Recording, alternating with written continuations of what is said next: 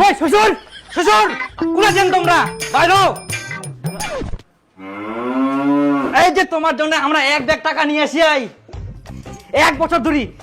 ধরে আমরা এই দিনটা তো ওয়েট করেছি আর তোমার শর্ত মতো 1 ব্যাগ আমরা টাকা ফুল করে নিয়ে আসি দেখো সুন্দর কই টুম্পা কই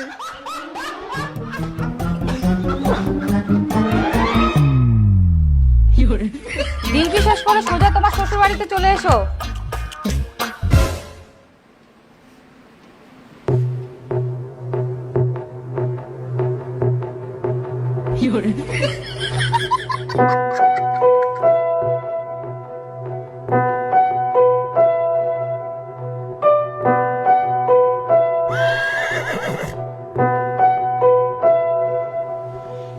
এইটা তো কথা ছিল নি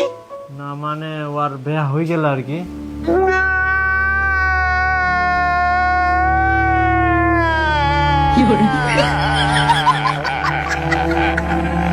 সেটা তো পূজা পেয়ে বিয়া হয়ে গেলে তোমরা আগে কো আমার সঙ্গে বিয়া দিব না এটা শর্ত রাখার কি দরকার ছিল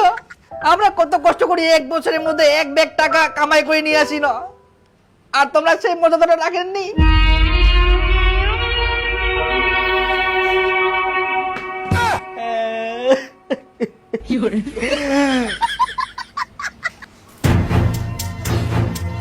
আর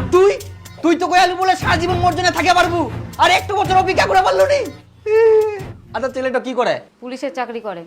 ওরে বাবা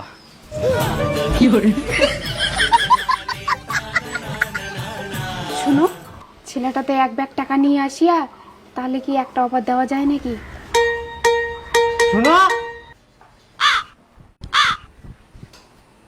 একটা কথা কব চাচ্ছি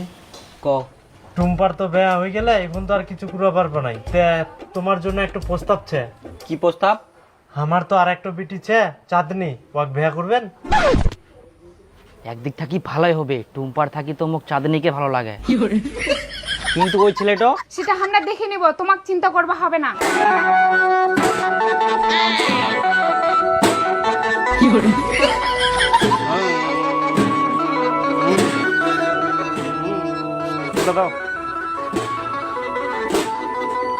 বেহার আয়োজন শুরু হয়ে গেলে নাকি আওয়াজ পাওয়া যায় হ্যাঁ ওরে বাপ ভাইরা আগে হাজির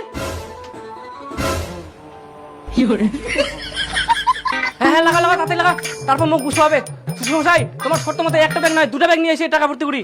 এই যে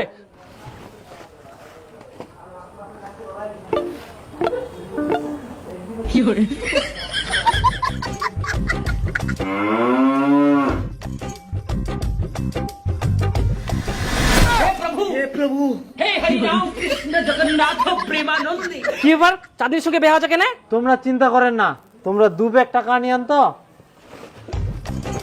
দেখি যাবে ওঠা তো না ওঠো ওঠো আমরা টুপি ধরে ওঠো এরে বাপ কেন হ্যাঁ না দাঁড়াও দাঁড়াও হ্যাঁ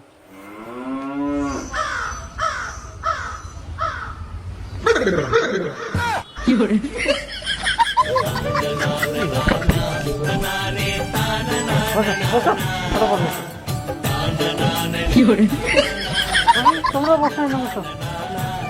হ্যাঁ পুরোহিত মশাই চালু করে দাও মোটামুটি বেঁধে দাও আর আমার কি হবে তোমরা খাওয়া দাওয়া করে যান তাহলে আমার টাকার ব্যাগটা ওলা বেহাত খরচা হয়ে গেলে বেশি করে খাই যান